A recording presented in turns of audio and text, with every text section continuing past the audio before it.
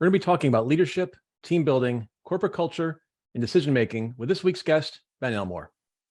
Ben is the CEO and Managing Partner of Intevity, a Burlington, Massachusetts technology firm that develops solutions and technology to drive growth, transform businesses, and make a real impact on people's lives. He's a 20-year industry veteran with an accomplished track record of building teams and leading organizations in service of digital transformation. As a pioneer of emerging technologies and related operating models, Ben was part of a small team that heralded the emergence of Web 2.0. In addition to his business interests, Ben is passionate about working with community and nonprofit groups and supporting disadvantaged youth in the realms of autism and human trafficking. Ben Elmore, welcome to Next Steps Forward. Thank you, Chris. Great to be here. No, thanks for your time. I appreciate it. You founded a company and have been involved in multiple startups. That's something that many people dream of doing, myself included, but never make that leap. What ingredients and what traits go into a successful startup founder? Oh, that's a great question. I kind of laugh because, I got started in doing startups really early. So back when I was 1920. And so I used to and now I look forward, now that I kind of look at it back through the lens of age, I'm like, the question is what was I actually thinking in the moment? And so, now I have a bit of a different sense, but early on, what really made me kind of step out for this one is I have kind of an insatiable curiosity to life, and I think that's carried all the way through with it, is because I'm always trying to understand what's over the horizon, what's behind the corner, what is possible if. And I think that most startup founders have that real sense of kind of wonder. They also see something that's broken that they think that they can go ahead and provide a new perspective on. And then there's also a little bit of fearlessness on it. I think that as I've gotten older, I've learned to sort of manage risk well. I think that's a good part about entrepreneurialism is understanding how to calculate risk and manage risk. My early startups and ventures, I could say I didn't have that trait, and it ended about as well as you thought it would, which is pretty spectacular. When the .com era busted, my first company busted. But you do have to have a bit of fearlessness. You have to kind of have that sense of not only do I see a problem, not only see a need in the market, I think I'm the one that can actually step into it. Many people are terrified of technology, or at least they only deal with it because they have to. What caused you to run to technology when many people just as soon run the opposite direction? That's been a point of reflection, in my life over the last few years, just kind of getting the age side of it. And what I realized is my love for technology was born out of the fact that I was exposed to it at such a young age. I'm very fortunate that my father was in computers. He was he actually was responsible for rolling out the ATM systems that we see today. So, which meant that, he did consulting. He ventured into his own thing prior to what we see as a big tech boom of today, which meant that as a kid, I was surrounded by conversations. And then I also had a home personal computer. Back at the second home personal computer was the IBM 8088. And my father encouraged me to actually play on it, take it apart, rebuild it, and really understand. In fact, I remember one summer he incented my brother and I. He's like, "Hey, if you read all these books about it, I'll go ahead and give you an allowance." And so that kind of the fascination, and then all of a sudden turned into approachability. And once you realize how it's structured, it became one of those things that was just really natural for me to play with. So because I just had such a great exposure early, it was one of those things that was very natural for me to sort of continue that curiosity into the practical, which I think bodes well for the generation that we're in, that just really has kind of live, breathe, eat digital from the beginning. They're certainly not as terrified as some of us that have been farther away from it. And the company you founded, originally Twin Technologies, but now rebranded to what we know today as Intevity, is a consulting company that, quote, specializes in delivering rich internet applications for Fortune 500 companies, unquote. Can you put that in simple language for us, please? Yeah, that's a fun one. So, so our current company, so I founded Twin Technologies about 20 years ago. I know that because it's named after my twin girls. My wife and I were pregnant when, so my first company had that spectacular flame out. I think all of us then need to have a failure or two in our life. And so, but I did the one thing I knew, which was consulting. And so I said, well, let's back into the fray. I went. And we're sitting there going, what do we name the company? And my wife was pregnant and I were pregnant. And we said, well, let's just call it Twin Technology. So it's easy for me to understand the age based upon my twins. And so that's what 20 years ago. They also try to claim ownership by saying, hey, you named it after us. It means we get it, right? And so I try to explain it doesn't quite count that way. But when we started it, our first like the way that we approached the market was through that statement, which was delivering rich internet applications. As we've gone along, what we realized is like technologies in a constant cycles of change. So back in the early 2000s, it was rich internet applications. It then came into this whole idea of customer experience and customer experience management. This idea of commercialization of IT. We then have seen movement of not web, but of mobile and IoT. And so what you see is this constant state of technology always changing. And so when we started out to be really specialized, which was like, how do we help you leverage this new thing called rich internet applications? What we really have turned into is that Intevity really focuses on organizations to say, how do we incorporate new technologies, new data, and new trends in a way that allows you to grow your profitability or be able to grow your revenue. And so that's what we kind of really think about, what it is that we really do, because that ends up being at the heart of what many customers or organizations or executives are struggling with, which is like, I see a world of technology. What actually is the handful of things that are actually going to create meaningful results for me? And that's what we do. Here's one of the favorite things I found about you when I was doing my homework. A summary of your biography mentions that you're a futurist. Aside from the obvious, what does a futurist do, and how does someone become a futurist? Well, the last part, there's a certification process, which is you just got to put it on your business card, and that kind of makes you a futurist. Makes it official? It makes it official, say it loud enough and long enough, and people will believe you. But I fell in love with that concept of what is a futurist, over the last decade. And what I found is like, really what that label or the moniker means is that someone that really is trying to constantly play forward where things are going. So I always call it like, how do you peer, over the horizon to understand, if A leads to B and B leads to C and C leads to D, where's E going? And we can watch. I find that most of life is through is trajectories of things. There's a saying which is like, most things are evolutionary, not revolutionary. Occasionally you get something gets dropped in there that's completely unexpected. But most things, if you take the time to kind of step back and look, you'll find that it is on a glide path. And those glide paths have critical moments, which is like, how does the market embrace it? Is there a technology threshold that can be broken through that will allow progression to happen?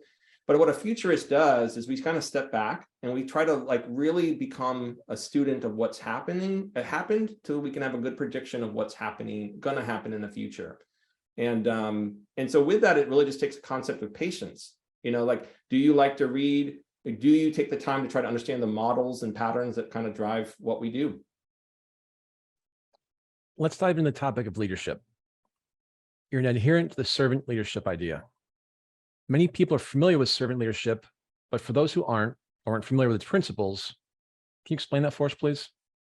Yeah, so this is something that's really dear to me on that part, because it's like I found as you step into a company, and I live in a technology space, but I keep saying at the heart of what we are is still a people company. And so anyone that's led, every organization is made up of people, made up of individuals with individuals' hopes, dreams, and aspirations. And the classic form of leadership, at least I was exposed to kind of growing up, was very much a Jack Welchish command and control.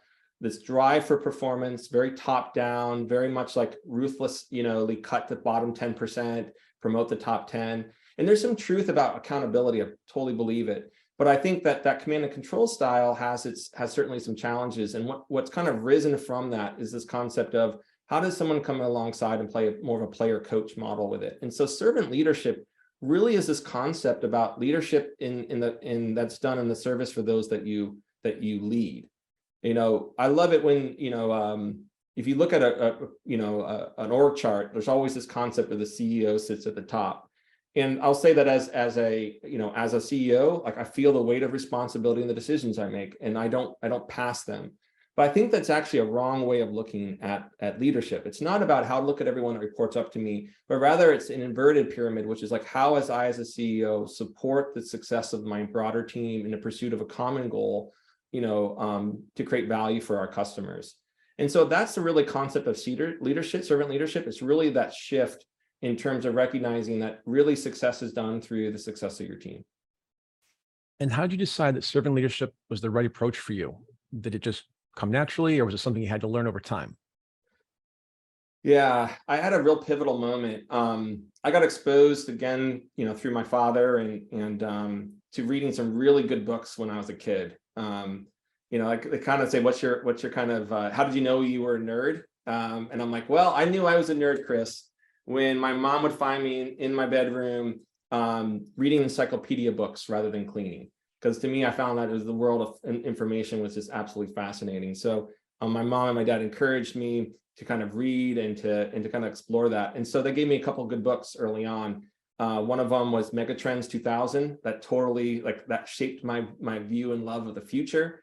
Dale Carnegie, How to Win Friends and Influence People. Phenomenal set. I read that when I was a junior in high school, and that just really reset my view on the world. But then I also started to read like some Ken Blanchard and some of the more classic management system.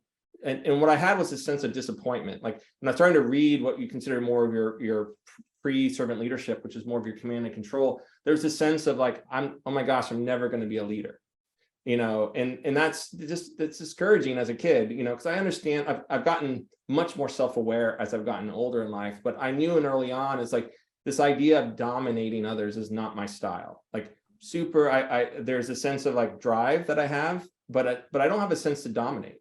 It's not because I don't look at life through a zero-sum game. Like you winning, Chris, does not prohibit me from. And so I had that moment of like, what am I going to do? Because I'm reading about leaders that I don't see myself in. And then I had an opportunity to kind of read one of the first servant leaders books I ever read was like John Maxwell. He had the 21 Irrefutable Laws of Leadership.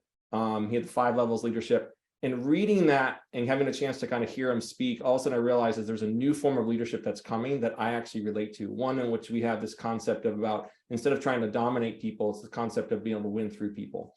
And so that to me has really created that sense of like, I found. Now, I think it's one of those things that once you find it in that school of thought, then the question is like, how do I then practice it to sort of be good at what I do? But it was that moment. I still remember that first book. I still remember that sense of despair and that sense of hope that came when I'm like, there's a new way out there that actually fits who I am. And in the bigger picture, do you think servant leadership is a trait or a behavior? Man, all the good questions for that one. I think it's one of those things that anyone can learn. I really believe that it's one of those concepts for it. I think there is, so I would say that's more of a learned behavior for it. I think we probably has, as what I found with people, we all have predispositions towards things. It's going to be like, are you a people person or are you things person? You task driven, people driven. I think that just kind of sets the baseline of where you start. But I think this idea of being a servant leader is something that you can learn over time. And it's certainly a characteristic and behavior of your style. And can the role of servant leader really work for all people in every workplace, regardless of their age, gender, ethnicity? I think so. I was at an incredible leadership conference last week, and we heard from, Admiral McCraven, who ran the SEAL teams, and you listen to him, and there's still servant leader. He preaches servant leadership in probably one of the most structured environments that you can, which is the military. And I think that it has to. Sometimes the military can get a bad rep, government can get a bad rep, but realizing that I still think about like, where else can you take 2 million individuals and focus them on one specific goal? That's pretty amazing. But what you see is a concept of a servant leader, and the military can show great examples of it, where there is this concept of sacrifice for one another. It gets embedded into the training and so on, and that's an element of servant leadership. It's we above me, and I've seen that servant leadership within professional sports environments. Now, the way that the actual rituals and practice, so accountability, structure, like the processes of an organization, those will absolutely change. But a way that a leader leads through those processes and systems can be a servant-driven leader in any environment that I've seen. Admiral McCraven's a great example. He gave a commencement speech at the University of Texas about, I don't know, 6 or 7 years ago, which is one of the greatest speeches I've ever seen. So I highly recommend, if you haven't seen or listened to it, look it up on YouTube.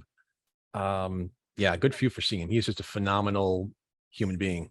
Yeah, and incredibly inspiring. So much we can just learn just from those examples of it. But at the heart of him, he's a servant.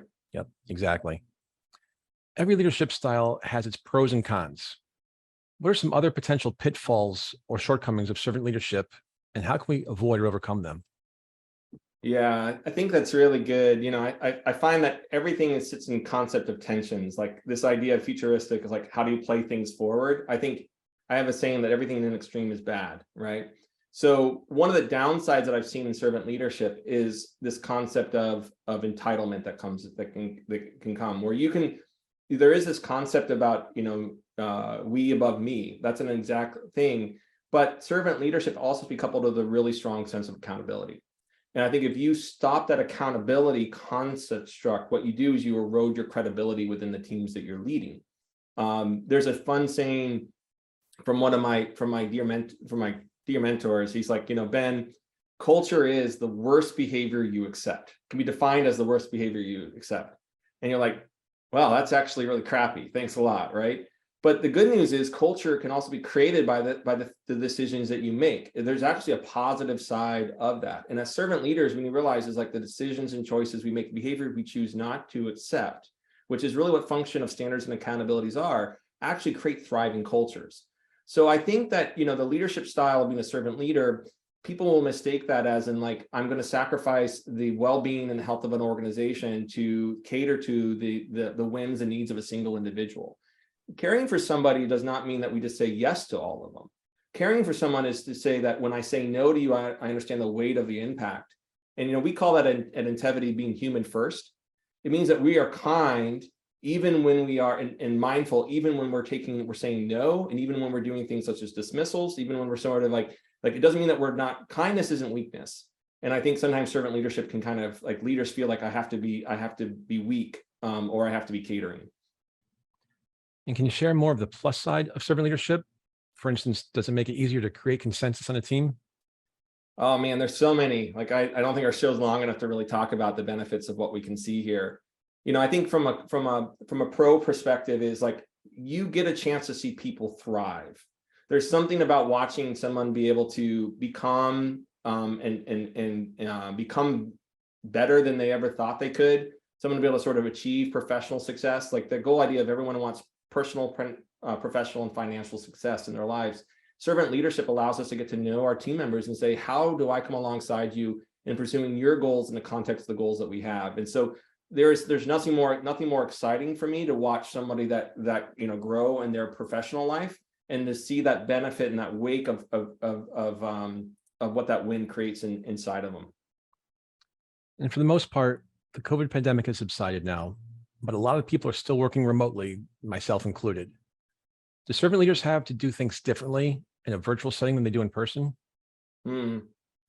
That's a really good question, Chris. When I think about, dealing with COVID, I don't necessarily go from a leadership style. I think as like, what I recognize is like, how does the organization have to be structured to work remotely successfully for the long term?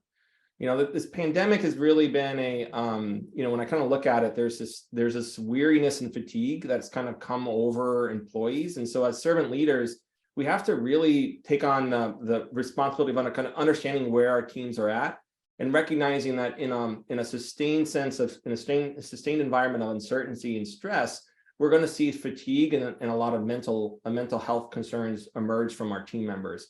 And so I would say that the concept of caring and being present with your teams and understanding like where they're at and where they need to go, like that concept of winning through them and knowing them, that part remains constant. But I'll say COVID has created a new set of challenges that all leaders need to recognize. And so that, when we look at what does it take for us to kind of really drive a remote organization, we've been very fortunate that I've started all my companies to be completely virtual. I don't have any physical locations. We rent space when we need to. And so what I found is like as to run a virtual organization is different than if I was running an organization where everyone had strong proximity. And so that to me is more of an interesting, when we break, which is like, is to say like, there's a leadership style that can kind of transcends different organizational structure, but virtual organization are a structure by themselves, and they rely on different sets of things to be successful. Physical locations require proximity to create positive peer pressures and positive expectation setting and rapid communication. Where if you're in remote environments, what it requires us to do is to really have strong trust models, strong KPI outcome-based management systems, and a high degree of proactivity to ensure that we don't see the lag that being distant from each other creates. But yeah, COVID has certainly created a lot of different challenges between virtual settings and in person. You talked about how the dynamics of teams have changed in team building. Do you think these changes are permanent? And if so, are they for the better or the worse? Yeah, I think that I'm a little worried about a few things inside of that environment. I think there is there's a couple of things that I've noticed on this piece, and so I'm still forming some of my opinions. So you're hearing them a little in the raw. I hope that's all right. Absolutely. So one of the things that I found is that teams that were already tight together grew together during the pandemic because they were learning how to lean into each other and to kind of carry probably at a deeper level. Like all of us probably had a bad day, whether it be in work or in our communities. Because what happened is a lot of us that were in a position of influence and resourcing and leadership had to lead out a lot more externally than we did internally. And that creates fatigue. It doesn't mean, it means you're never off, right? You got to like lead your kids in school. You got to lead through the uncertainty. You might have a distant family member that lost a job or that sort of thing. So that kind of really grounded people together. What I found that's difficult is like the new individuals of organizations by large and far feel outside of the organization. And so what that's done is it's created less camaraderie and less loyalty. Now, I'm not a blind loyalty fan. Like, I think that's a silly thing to expect.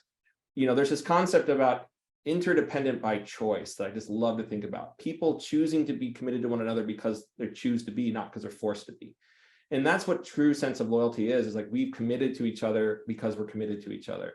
But I think that dynamic of like, well, because I actually don't know you, I'm not in proximity, I haven't actually built trust and relational trust between us because distance.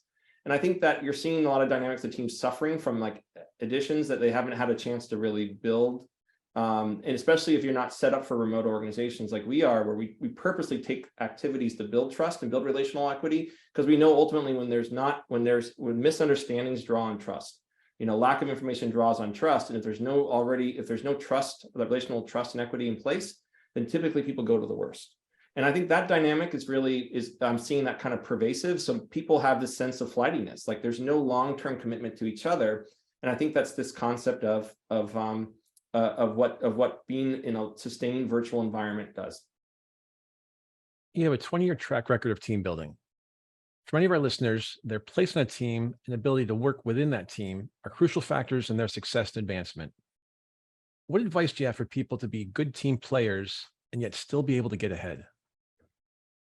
Man, I kind of think through this. There's some standard advice that I always give, and so I found them to be pretty true, even over the years. The first thing I look at if you're on a team, what I look at is there's kind of two things about it. Is one is understand the mission of the team, the goal of the team, right? Orient yourself around how do we make the team successful? How do we make the leader of the team successful? Very rarely do I find, as leadership can be a little on the lonely side. And the things that excite me the most is when a member of my team comes alongside and says, Ben, how do I help you progress the goal forward? Like, how do I sort of alleviate some of the burdens that you might be carrying? And I think that's a really great way for you to sort of embed yourself within it. It's like understanding the mission of the leader, which is ultimately the missions of the team, because it allows you to orient yourself towards the thing that matters. This isn't manipulation. What this is alignment. And so there's a big difference between those two things. So the first thing you get into a team is get aligned. I think then the second part I recommend on the team is get to know the strength of your team members and understand the adjacent teams that you're working on. Because no one in life works alone. It's the misunderstanding of it. Even like when we build great software, it's like we typically are entering someone's life as part of a journey of something they're trying to accomplish. And I need to kind of pull back enough to recognize is like, am I the first step of many? Am I the third step of many? Am I the last step of many? And if I don't understand where I am within context, then what I'm doing is I'm making a lot of assumptions that are going to prove false, and you don't get that runway or that exit ramp onto or on ramp onto a freeway. So I think about that idea of, I was like, always understand your adjacent team's goals and ask questions like, how do we hand the ball off to you in an effective way? How do we collaborate effectively? Then my last advice I give someone is like, how do you just get ahead, right? And I give this advice to everyone even coming out of high school. I'm like, in order to get ahead, you have to be willing to do one thing more than everyone else. Like, that's it. Like, actually, I think my recipe for success is pretty straightforward. You know, you hear like you got to outwork and out tough and that, and I'm like, all right, that's true. But it actually starts much simpler than that one. Just be willing to do one thing more a day than anyone else is willing to do. And over time, you're going to get a compounded return on your time. So I always try to do that concept of like, find those things, and that will just sort of start to separate, because results have a way of generating notice, attention, and then that ultimately that's going to be for more opportunity, and more opportunity tends to lead to more advancement. So Ben, we were talking before the break about employees who are underappreciated and unrecognized. Many people suffer in silence or complain to coworkers, friends, family. What should we do if we're feeling underappreciated or unrecognized? Yeah, you know, I think that's one of my observations that I've found over the years leading to people, and it's kind of led is that most folks haven't really been cared for, celebrated, appreciated in their lives. Like, most of us don't feel that. And I think that what that means is like, we as leaders, as organizations, have a really unique opportunity to really sort of differentiate ourselves in the minds or differentiate ourselves from our competitors by actually sort of tapping into what I would consider as a core need for most individuals. And so I find that model really is important for us to really embrace. Because if we can just tap into that concept of need, you know, of that felt need, what that does is it creates this kind of sense of commitment for it. You know, I think in terms of like how does individuals kind of feel with that, I think it's first recognizing that sense of need. You know, so if we're going to go back into from an employee perspective, is like, sometimes there's an adage which is this kind of suck it up and deal with it. And I think that, you know, we're starting to see in the pandemic's brought it on. I also think some of our kind of our youngest generation right now, you know, your Gen Zs, are really being willing to sort of talk more about the way that they feel and the way they experience life. And I think there's a lot we can learn from that. I think you can take it overboard. You know, I think so. There's a bit about, you know, there is such thing as adversity, which does build character, which is not a bad thing. But goes back to the whole construct of tension. It's like, I got to be honest about what I'm feeling, and I also got to put in what I'm feeling within context.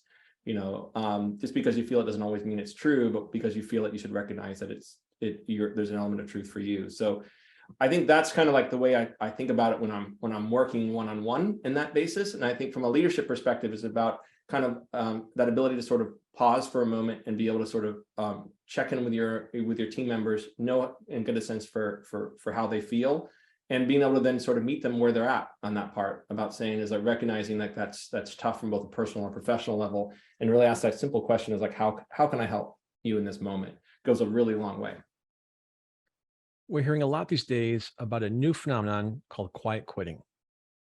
Is quiet quitting really all that new?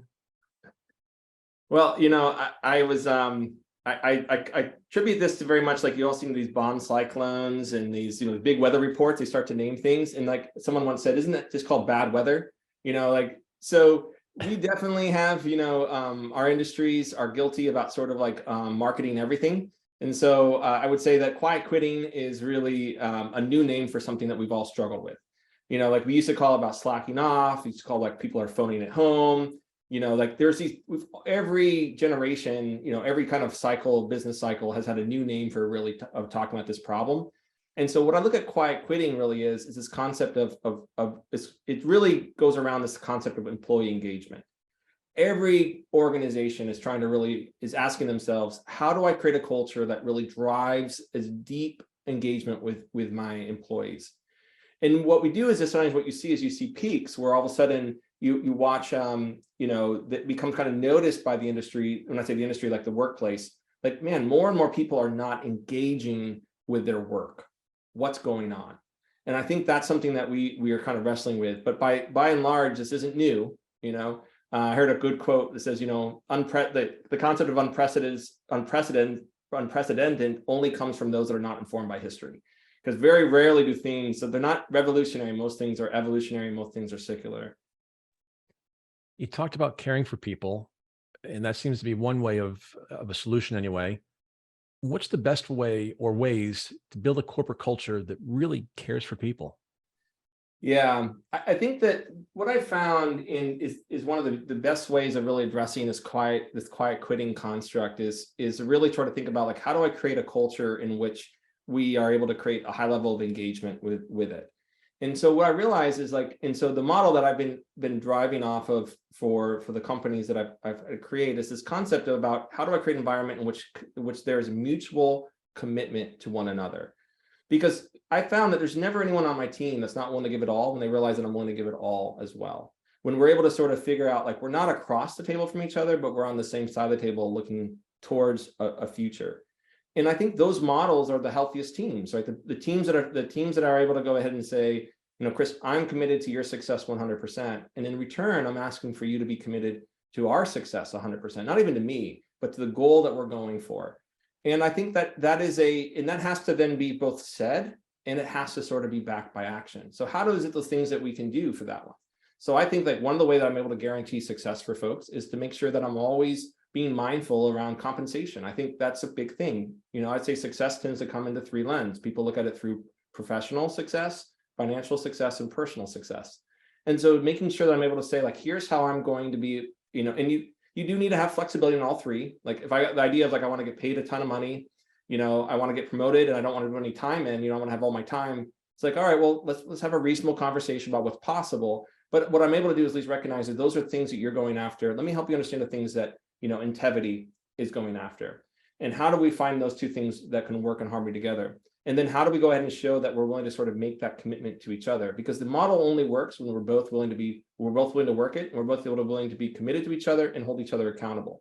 So what I always tell my team members, like, if these values that I'm espousing, right, if these commitments I'm making, if there's ever a time where you feel like I'm not living up to those, that I'm not following through on those, you have just the right to call me out and say, Ben, that's not what you said you were going to do. And I have the ability to sort of either help you understand why, or I'll own it, to you. And I said, in contrast, I'm going to say that whenever I hear there's a commitment that you're not making, we're going to have a conversation about it, because we are committed to building something together. We're committed to see each other be successful. So that sort of model, what it does, it shows, it respects both parties, right? And so that whole idea of being appreciated, celebrated, respected, and shown excellence, that all can get shown in that model. And I find that those environments are those characteristics tend to produce the highest performing environments that I've got a chance to see. And unfortunately, some leaders just aren't people persons. They're more focused on process than people and feelings. Is it possible for them to fake their way through caring? Can they say the right words and yet not expend their own emotional energy? That's a fun one.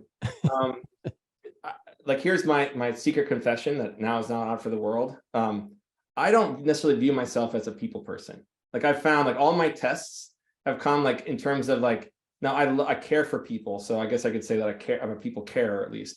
But I realize that if you look at all my personality profiles, I tend to be more about the thing, like the goal. I tend to be very goal oriented. I tend to be very task oriented. I move towards moving us to a goal, where sometimes I'm not actually able to kind of pause. So that same advice that I gave you, I'm just, first point of confession, it's actually not a natural motion for me. So, so when you say, can people be that aren't naturally people persons, can they? My answer is yes, because that's me. And so what I've learned to do is to sort of recognize that I care for people, I do, but recognizing that in my pursuit, like, the way I build relationships is in accomplishing something. Like, if you and I were going to get know each other, we're going to do that because we're going to climb a mountain together, because we're going to go ahead and build a company together. We're going to go ahead and accomplish the unimaginable together. And that's the way I build relationships. And so I've kind of realized that's my leadership style. And so what would be an authentic for me was to try to go ahead and was to not recognize that, right? Is to say, and so if I was to go ahead and pretend to be someone that was always bubbly, that someone was always kumbaya, highly charismatic, right? Like, Like these sort of things, like you would be like, Ben, that's not authentic. You're faking it, right? You're saying the right words. You're spending all that sort of stuff. It's missing. Why? Because it's not me.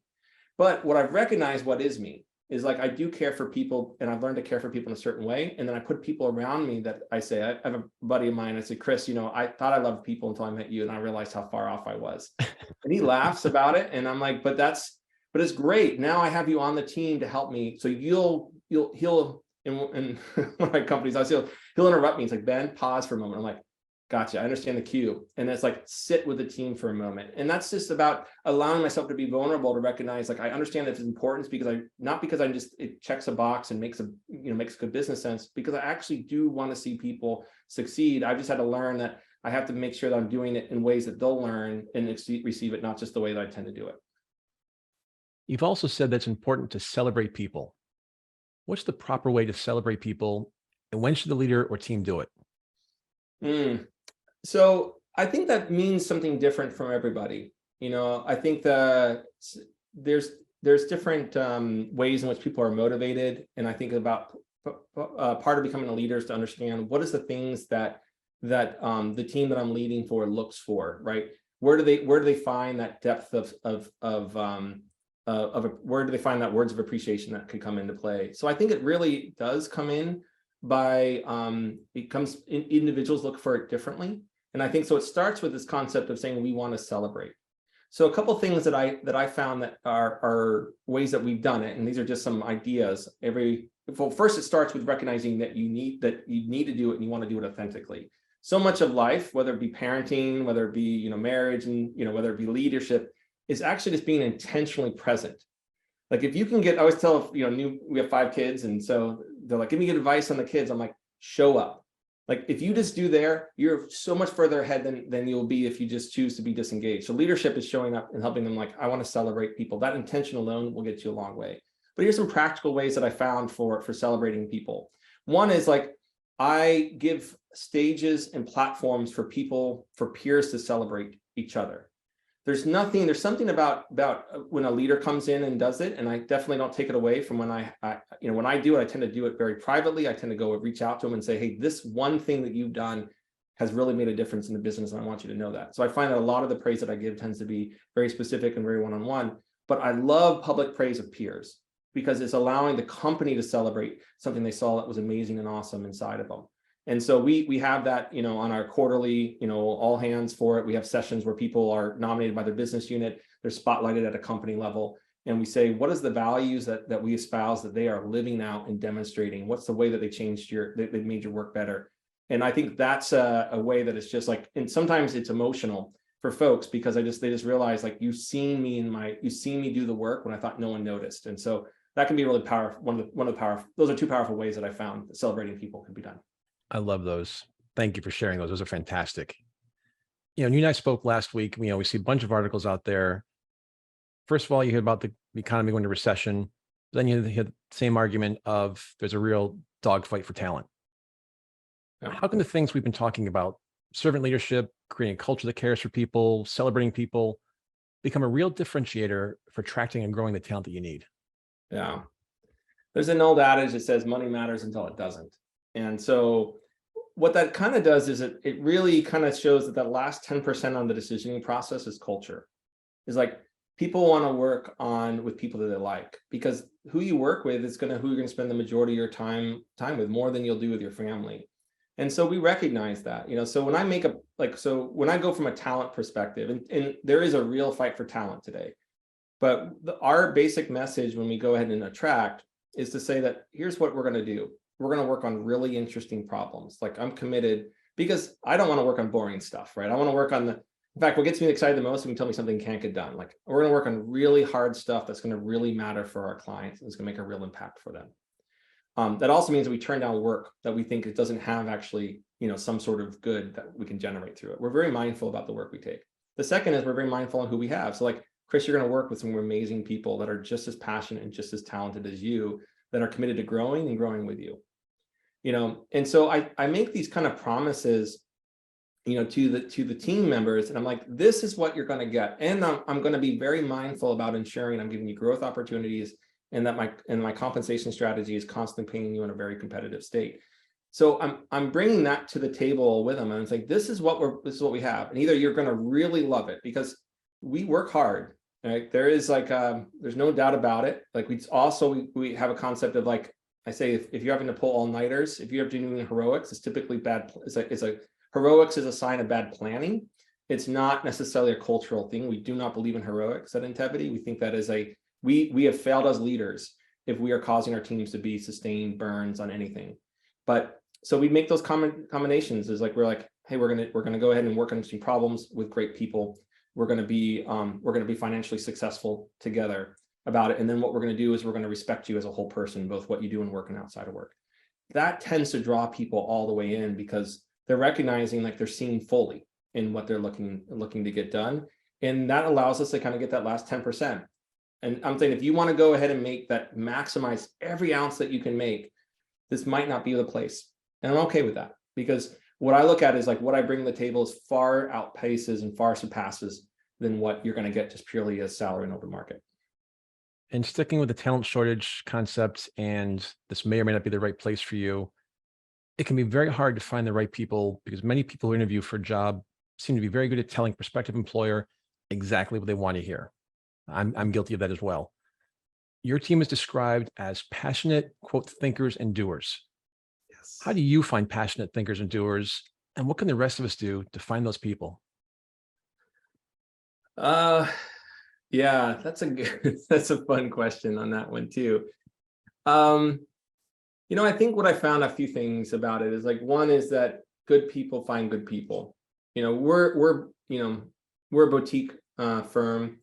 And so that means that we're looking to grow right with the right people and the right customers. And so we definitely, one of the benefits we have is choice. We take a long time hiring. I will say that from a hiring perspective, if you compromise in your hiring, it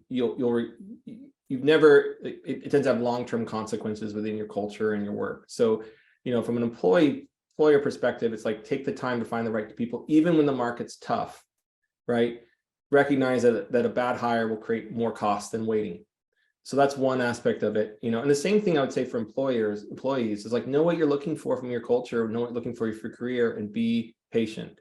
Finding the right fit where you're able to what it does is it creates maximum value creation, which is ultimately what the path for growth comes from. Because growth has to come through value creation. There's not this concept of, like, we're just gonna, like, there's no just sort of magic, more happens just because we just constantly done the same. It's because we're growing together, create space for growth. So I always want to make sure that we're looking through that. So I find that we communicate storytelling about the types of employees that we've had, having employees introduce, others, and then just having a really good recruiting team that this has learned to sort of filter well. We certainly have dialed in our job descriptions where we talk a lot about our culture. Too many organizations focus on qualifications first rather than what's the qualities of a person I'm looking for. So those are just some of the techniques that we found that gets us in the door and the insight into the process that we use that works for us. And even passionate thinkers and doers can lose motivation. Mm-hmm. How do you motivate an underperforming team member and get them back on the right track? Yeah, well, I think the reality is, like, it's about energy management in many ways. So there's a couple of things that happen for that one. I think if you're asking for team members to be in high sustained burns over a long period of time, you're going to fatigue them out. You're going to burn them out. And so this concept about making sure that you're, like, so I'd say that that's kind of the general start. What I'd like to get to is, like, when I'm seeing someone that's reaching burnout, I like to kind of understand what's the motivation that's causing said burnout. Sometimes what they're dealing with is some real challenging stuff at home. And this idea of, like, people bring their home with them. Now, they don't always talk about it, but whatever's happening at home will affect work, and vice versa, which is why we're always trying to say, like, how do we create an environment that grows employees? Because that actually creates a lot of long-term benefit for their home life too. But there's things that are all challenging in our lives. So the first thing I look at when I'm taking a high performer that's not performing anymore, I'm trying to look for a couple things off the top. One is something materially changed in their life that they don't have to tell me about always. Not everyone, I don't kind of violate that, but I want to realize, like, Chris, I'm for you, and there's something's going on. Help me understand so I can go ahead and create the space that you need in order to be, because part of a mutual commitment model is, like, when you need the time, take the time. because when we need the time, we're going to ask for the time. So we want to make sure that we realize like sometimes you're giving and sometimes you're receiving, and like what can I do in that moment? So that's the first thing that we do. The second one I might look at is having a conversation about the work. They might not see in a variety. So like, hey, I've been on a project for over a year. I'm looking for something new. So there's a motivation on the professional level. It could be the fact like, hey, I'm in a sustained burn for a long period of time. I need a break, And so sometimes like, even when we have good cultures, we're like, hey, we call it pulling the line. If you see something, just tell us, right? And I think letting people know that and rewarding and telling stories about how someone raised their hand and said, those are great ways of kind of reinforcing that behavior. But when they do, that moment allows us to say, hey, you haven't pulled the line. You've been carrying this a little bit longer than you need to. And now it's showing up that you've lost your passion. How do I right size the team? How do I give you the space that you need to in order for us to kind of win together? So that kind of taking that moment to come alongside a team member that's doing that, and not immediately come down from a performance perspective, but from a place of empathy. That's that leadership side. Like, help me understand so that I can go ahead and see our way and come alongside you and see our way out of this. That mindset is the greatest way I found to be able to really re-energize someone that was passionate that has lost it. Earlier in the show, you mentioned John Maxwell, and he's often referred to as America's top authority on leadership. Yeah. He and his brother, along with a group of Christian leaders, in 1996 established a not-for-profit organization called Equip to provide leadership skills to Christian men and women in other countries in academic and urban communities. You've traveled to Africa and Turkey to teach leadership skills as part of that endeavor. How and when were you chosen for that mission, and why did you agree to do it? Well, Chris, you do really great research here, which I appreciate. We have a good team. Good team. Yeah, I tend to, the way that I work is that I tend to react to what's been given to me. So here's what I mean by that. Like I had a chance to really listen to John Maxwell very early on, and had a material change in my life, right? So I've been marked by his generosity and his leadership. So when I see that, and I have a handful of advisors, I have Young Gun Chan, I have Ranji Thomas, Rob Hoskins, Dave Matina, some great leaders in my life that have invested in me. I don't know how, like, for me, that's a response back to them, is to sort of to honor them in a way. And so for me, it was a very easy thing when he threw that out and said, here's what we're looking to do, is to say, I appreciate what was given, how do I give? And so that got me involved through that construct. And then I just so it's the program itself is pretty interesting. It was completely volunteer. Not only did we go teach this, we paid our own way, and we paid into the foundation to make sure that all the material the people we're teaching with. So I really do believe that leadership and education are pathways of growth for people. And so that's the one way that we can sort of allow an individual that's in a different social economic scenario, someone that's hungry to be able to find success in a life, is by giving them access to good education and good leadership. And just as your lessons on leadership changed others and helped them to grow, your experiences in Africa and Turkey had to have an effect on you. How did they change you? Yeah, they did. I find that perspective in life is important, right? I think you always need context, like sitting with someone and say, this is what it is, and you need perspective so that you can understand like life will be and could be different. And so I found that working in both of those scenarios have given me a tremendous appreciation for the giftings and opportunities that I have. I don't feel regret. I don't feel like the sense of guilt about where I'm at, but I definitely have a deep sense of appreciation for it. And I think also going over there has really reinforced this concept, I believe, about going and serving others that can give you nothing in return. I think the best consultants are the best listeners, and the best way to learn listening is serving. And so there's this affinity about how I've grown. I think the way that I've harnessed and grown my skills as a leader, the way that I've done it as a professional, the way I do it from a business leader, is to really understanding serving creates consulting comes through this idea of listening. Listening is best learned through serving, best taught through serving. Ben Elmore, thank you for being with us today. It's an absolute pleasure. And thank you, our audience, for joining us for this week's episode of Next Steps Forward. I'm Chris Meek. For more details about upcoming shows and guests, please follow me on Facebook at facebook.com/Chris Meek Public Figure, and on Twitter at Chris Meek _USA. We'll be back next Tuesday, same time, same place, with another leader from the world of business, politics, public policy, sports, or entertainment. Until then, stay safe and keep taking your next steps forward.